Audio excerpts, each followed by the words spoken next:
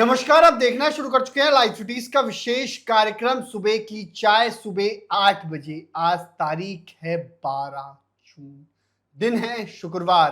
हमारे साथ रोज की तरह बिहार के जाने माने और वरिष्ठ पत्रकार रवि उपाध्याय हैं। आज हम बातचीत करेंगे, बिहार के मुख्यमंत्री सम्राट चौधरी पत्रकारों के साथ संवाद भी करेंगे। और आपको पता है कि बिहार विधान परिषद की 9 सीटें खाली हुई थी और एक सीट पर उपचुनाव होना था। ऐसे में सभी जो है वो निर्विरोध चुन लिए गए हैं, क्योंकि जितने सीटें थी उतने ही उम्मीदवार थे। ऐसे में सभी को निर्विरोध चुन लिया गया है। साथ ही साथ बिहार में सीएम सम्राट का एक्शन देखने को मिल रहा है। अपराधियों के घर बुलडोजर चल रहा है, किसी भी जाति का अपराधी हो, बुलडोजर चल रहा है। शराबबंदी को लेकर भी बड़ा फैसला लिया गया है, बड़े आदेश दिए गए हैं। साथ ही साथ जमीन सर्वे को लेकर महाअभियान चल रहा है। तो उपेंद्र कुशवाहा को लेकर जो चिट्ठी वायरल थी, उस चिट्ठी पर बीजेपी का खुलासा भी सामने आ गया है। शिक्षकों को लेकर बड़ा आदेश जारी हुआ है। तेजस्वी यादव ने खुला मोर्चा खोला है। तो आज ही के दिन 1 साल पहले अहमदाबाद में बड़ा हादसा हुआ था, जिसमें 200 से अधिक लोगों की जान गई थी। सबसे पहले हम बातचीत करेंगे बिहार के मुख्यमंत्री आज सम्राट चौधरी, संवाद भी कर सकते हैं। देखिए, निश्चित रूप से संवाद करना भी चाहिए और मीडिया से संवाद रूबरू होंगे तो कई सारे सवाल हैं जो बिहार में विकास की बात हो या अन्य पॉलिसी नीति जो है, कई सारी महत्वाकांक्षाएं योजनाएं इम्प्लीमेंट हो रही हैं, तो इन सब तमाम मुद्दों पर सम्राट चौधरी अपने विचार रखेंगे, सरकार की विचारधारा से अवगत कराएंगे। तो निश्चित रूप से आपको इतनी बात समझ में आनी चाहिए कि यह जो सम्राट की सरकार है, पब्लिक पीपुल्स फ्रेंडली सरकार है, यह सब कुछ करती हुई दिखाई पड़ रही है। तो निश्चित रूप से आज बड़ा कई सारी बात का खुलासा भी करेंगे, बताएंगे भी कि क्या सरकार के खजाने में राशि है, नहीं है, क्या कुछ तमाम तरह की बात आज क्लियर हो जाएगी। सीएम सम्राट तो बड़ा खुलासा करेंगे, लेकिन बिहार में विधान परिषद की सीटों को लेकर चुनाव होना था, लेकिन सभी निर्विरोध चुन लिए गए। 10 सदस्य जेडीयू से 4 बीजेपी से, 1 लोक जनशक्ति पार्टी रामविलास से अशरफ अंसारी मुस्लिम चेहरा, और 1 आरजेडी से सुनील सिंह। देखिए, सबसे बड़ी बात है कि यह बिहार विधान परिषद उच्च सदन का द्विवार्षिक चुनाव 9 सीटों पर हुआ और एक सीट जिस पर उपचुनाव की आप बात कर रहे हैं, जिसको हम लोग उपचुनाव कह रहे हैं, वह सीट जो सो नीतीश कुमार जब मुख्यमंत्री बिहार थे, उन्होंने बिहार विधान परिषद उच्च सदन की सदस्यता से इस्तीफा किया था, उस सीट पर उपचुनाव हुआ। तो 9 सीट पर आपको द्विवार्षिक चुनाव हुए, एक सीट पर उपचुनाव हुआ, तो 10 की 10 सीट। आपने देखा कि जिस तरीके से एक सीट को छोड़ दिया जाए, जो सुनील सिंह है राष्ट्रीय जनता दल के, फिर से रिपीट हुए हैं, फिर से वह बने, तो 9 सीट आपको जो है वह, अगर यदि इन टोटलिटी में कहें तो 9 सीट, 1 सीट उपचुनाव की और 8 सीट ऐसे, और 1 सीट जो है सो आरजेडी के खाते में गई है। तो यह एक बड़ी तरीके से आपको एनडीए ने इस बार कम बैक, बाउंस बैक किया है। तो एनडीए ने बाउंस बैक किया है, लेकिन पवन सिंह क्यों नहीं पहुंचे? क्या पवन सिंह का मन नहीं लग रहा है एमएलसी में? देखिए, सबसे बड़ी बात है कि पवन सिंह जो पावर स्टार कहे जाते हैं, पावर स्टार हैं भी और बड़े कलाकार हैं, तो उनकी व्यस्तता भी कई तरह की रहती है। तो आपने देखा भी कि जिस तरीके से सब कोई को प्रमाण पत्र, सर्टिफिकेट मिला, लेकिन पवन सिंह नहीं आए।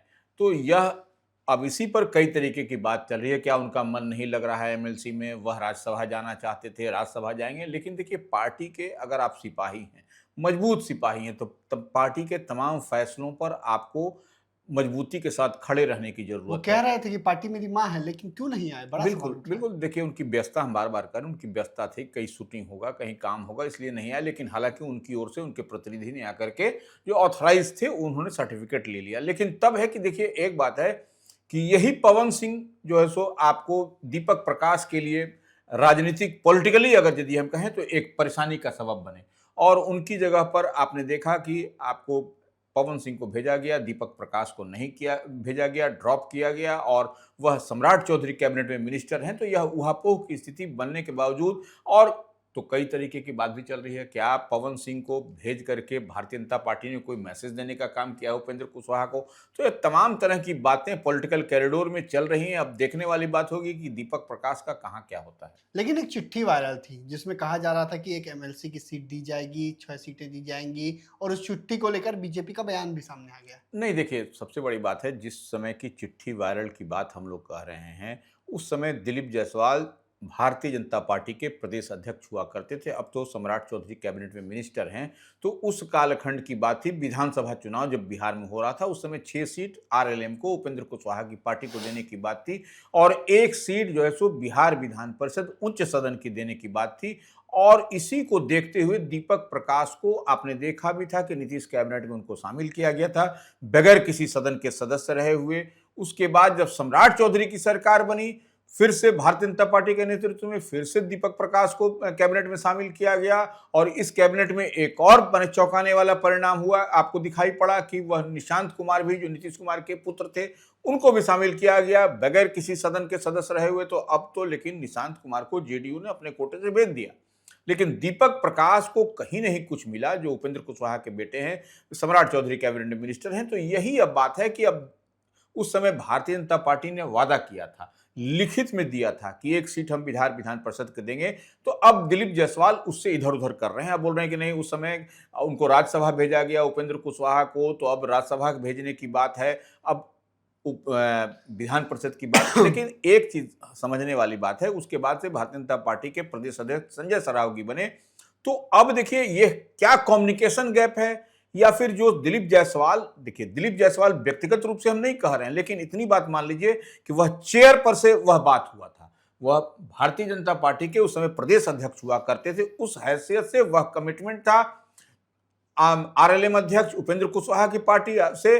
तो ऐसे में कहीं ना कहीं यह बड़ी चूक है और केंद्रीय नेतृत्व को भी यह भारतीय जनता पार्टी के यह मालूम था कि उनको भेजना है दीपक प्रकाश को, 1 सीट देनी है हमको उपेंद्र कुशवाहा आरएलएम को, तो ऐसे में नहीं दे करके और फिर जो है सो उपेंद्र कुशवाहा को राज्यसभा भेजा गया। तो यही अब जो है सो दिलीप जायसवाल इस बात से पल्ला झाड़ते हुए दिखाई पड़ रहे हैं कि अब तो अध्यक्ष भी बदल गए, उस समय हम अध्यक्ष थे। तो देखिए इससे नहीं होता, अध्यक्ष कोई भी रहेगा, सरकार का आदेश अगर यदि मान लीजिए राजस्व एवं भूमि सुधार विभाग दिलीप जायसवाल के पास है, तो इससे पहले अगर संजय सरावगी अगर यदि मंत्री हुआ करते थे या अन्य कोई विजय सिन्हा मंत्री थे या तो उस समय का जो आदेश होगा वह क्या दिलीप जायसवाल के लिए मान्य नहीं होगा। तो यह सबसे बड़ी बात है कि आप, सरकार तो आते जाते रहेगा, पार्टी के अध्यक्ष अदले बदले जाते रहेंगे, लेकिन पार्टी से सवाल किया जाएगा, सरकार से सवाल किया जाएगा कि आपने जो बात कहा था वह अब क्यों नहीं इंप्लीमेंट हो रहा है। तो यह देखिए कहीं ना कहीं कुछ झोल झाल है।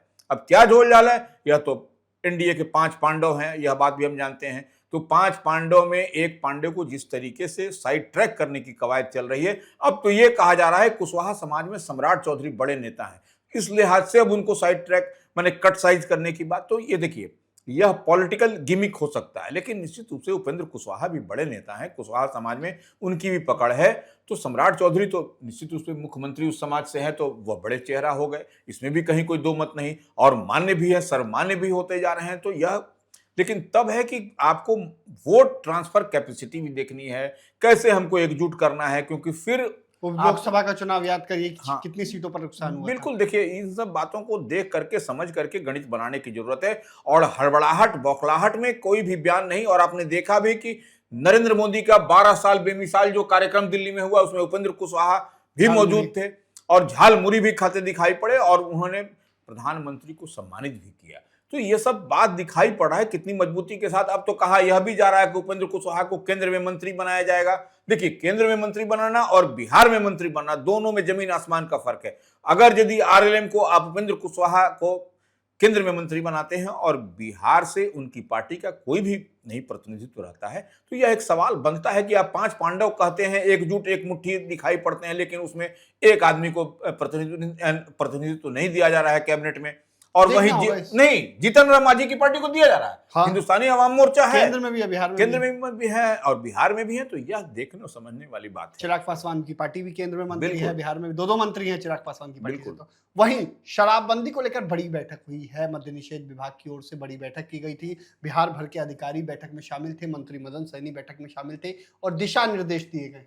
देखिए निश्चित रूप से शराबबंदी, नीतीश कुमार अभी मुख्यमंत्री नहीं है, सम्राट चौधरी मुख्यमंत्री हैं, लेकिन सम्राट चौधरी भी इस बात को से अवगत हैं, इस बात को जानते हैं, समझते हैं, और गाहे बेगाहे और हमेशा बोलते भी रहते हैं कि जो नीतीश कुमार की जो लकीर है उसको हमको आगे बढ़ाना है। तो निश्चित रूप से शराबबंदी जो है सो पूर्ण शराबबंदी बिहार में नीतीश कुमार का ड्रीम प्रोजेक्ट था और उसको लेकर के वह आगे बढ़ रहे हैं। तो निश्चित रूप से उसी को लेकर के बीते दिन बैठक हुई और बैठक में स्पष्टता के साथ कहा गया कि कानून कड़ाई और सख्ती से लागू होगा। इसमें कहीं कोई नहीं, और शराब माफियाओं की संपत्ति भी जब्त होगी और इस पर कार्रवाई होती हुई दिखाई भी पड़ रही है। वहीं शिक्षकों की ट्रांसफर पोस्टिंग और एक और बड़ा आदेश हुआ है बिहार में। सरकारी स्कूल में अगर आप शिक्षक हैं, अगर आप निजी ट्यूशन पढ़ा रहे हैं, तो आपकी नौकरी खतरे में आ जाएगी। देखिए, निश्चित रूप से ट्रांसफर पोस्टिंग एक बड़ा मसला है, लेकिन इसको लेकर के 7 दिन में आ सकती है पॉलिसी। एक तो बड़ी बात यह सरकार की ओर से स्पष्टता के साथ कहा जा कहा रहा है गया कि अगली कैबिनेट में हाँ, आ सकती आ है। सकती है। और फिजिकल टीचर जो शारीरिक जो माने जो शिक्षक होते हैं उनकी भी बहाली होगी, फिजिकल टीचर की भी बहाली होगी।